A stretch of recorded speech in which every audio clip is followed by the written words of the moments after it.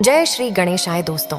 खूब पूजा पाठ करने के बाद भी घर में बरकत क्यों नहीं है, चलिए जानते हैं आज के इस वीडियो के माध्यम से। दोस्तों, आपने बहुत से लोगों को यह कहते हुए सुना होगा कि मैं इतनी पूजा पाठ करता हूँ लेकिन उसका पूर्ण फल मुझे नहीं मिलता है। इस वीडियो में हम उसका कारण बताएंगे। असल में जाने अनजाने में कुछ लोग पूजा के दौरान में कई तरह की गलतियां कर बैठते हैं जिसकी वजह से उन्हें पूजा का फल नहीं मिल पाता है और पूजा अधूरी रह जाती है। पूजा में अगर आप गलत विधियों और नियमों के साथ पूजा करते हैं तो इसका विपरीत प्रभाव भी पड़ सकता है। चलिए जानते हैं कि घर और मंदिर में पूजा करने का सही तरीका क्या है। नंबर 1, किसी भी देवी देवता या भगवान का पूजन करने से पहले स्नान किया जाता है। स्नान के पश्चात शांत मन से भगवान के सामने आसन पर बैठा जाता है। पूजा कभी भी खड़े होकर नहीं करनी चाहिए और ना ही खाली फर्श पर बैठकर पूजा करनी चाहिए।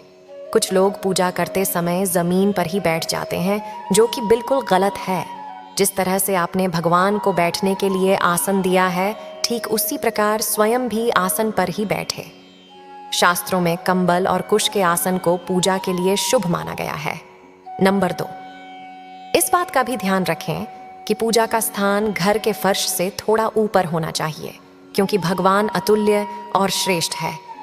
इसीलिए आप अपनी बराबरी में उनकी पूजा ना करें। पूजा के लिए भगवान को किसी चौकी में या फिर फर्श से ऊंचे स्थान पर स्थापित करें। इसके अलावा पूजा घर में देवी देवताओं की मूर्तियों को कभी भी दीवार से सटाकर नहीं रखना चाहिए। पूजन करते समय आपका मुंह उत्तर या फिर पूर्व की दिशा में ही होना चाहिए।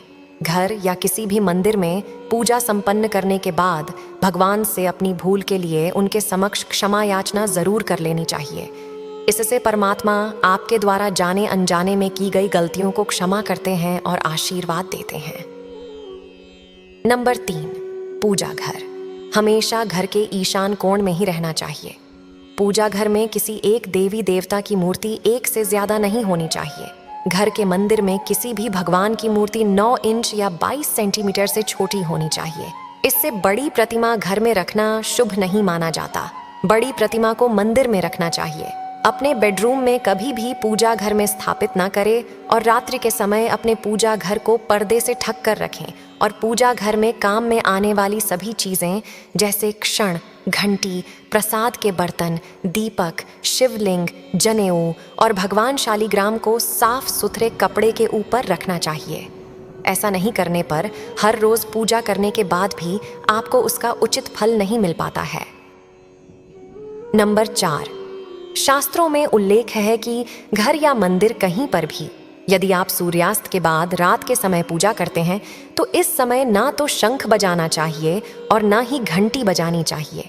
ऐसा माना जाता है कि सूर्यास्त के बाद देवी देवता शयन के लिए चले जाते हैं और ऐसे में उन्हें जगाना सही नहीं माना जाता। इसीलिए इस बात का सदैव ध्यान रखें कि सूर्यास्त के बाद घंटी और शंख बिल्कुल ना बजाए। नंबर 5, अक्सर लोग पूजा करते समय सिर्फ धूप जलाते हैं, लेकिन ये गलत है। किसी भी देवी देवता की पूजा करने से पहले दीपक जलाना अनिवार्य माना जाता है। ऐसी मान्यता है कि दीपक भगवान के प्रति हमारी भक्ति भाव, हमारे द्वारा चढ़ाया गया प्रसाद, धूप और अन्य कार्यों का साक्षी होता है।